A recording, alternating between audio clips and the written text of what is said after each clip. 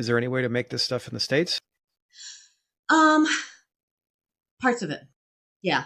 I'd say that from the like a PCB manufacturing standpoint, it's a little bit tougher on the electronics, but yeah, from like the parts that are like CNC'd or maybe even the zirconia ceramic that we use, it's definitely makeable in the United States. Next question is, of course, well, why don't you?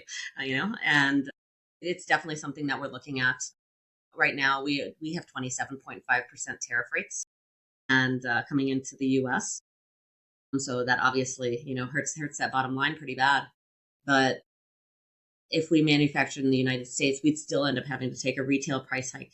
So we're definitely looking at, hey, do we, move to a different country?